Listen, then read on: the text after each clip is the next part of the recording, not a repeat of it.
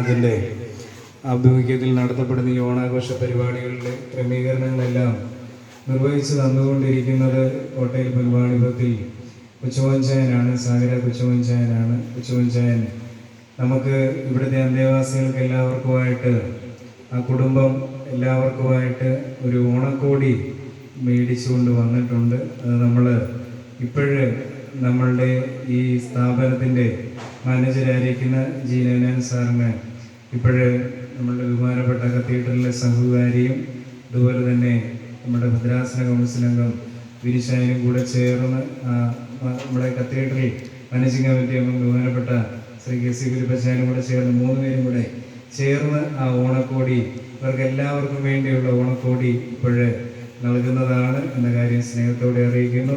അതിനുവേണ്ടി പ്രയത്നിച്ച നമ്മുടെ കൊച്ചുപഞ്ചായനോടും കുടുംബത്തോടുമുള്ള എല്ലാ സ്നേഹവും അറിയിക്കുന്നു. അവരുടെ ആ പ്രയത്നത്തിന്, അവരുടെ ആ നിസ്തുലമായ സംഭാവനയ്ക്ക് ദൈവനമ്പുരാൻ എല്ലാവിധമായ അനുഗ്രഹങ്ങൾ നൽകട്ടെ എന്ന് പ്രാർത്ഥിക്കുന്നു.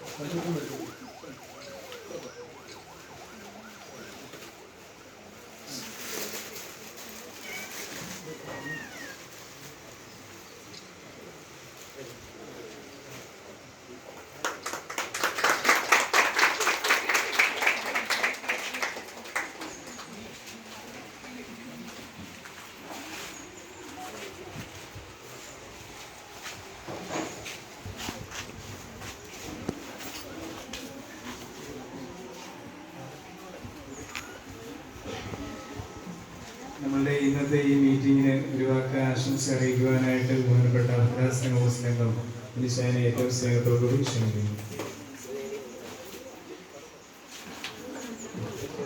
ഏറ്റവും ബഹുമാനപ്പെട്ട NJ ഫിലിപ്പസ്, നമ്മുടെ ഇന്ന് ഈ ചടങ്ങിനെ എത്തിച്ചേർന്നിരിക്കുന്ന അജി കെ തോമസ് അച്ഛൻ, വൈദ്യു അച്ഛൻ, മനീഷ് അച്ഛൻ, ഈ കാരുണ്യഭവൻ അസിസ്റ്റന്റ് ഡയറക്ടർ സഞ്ജു അച്ഛൻ, പ്രിയപ്പെട്ട ഇതിൻ്റെ മാനേജർ അച്ഛന്, ഈ കാരുണ്യഭവൻ്റെ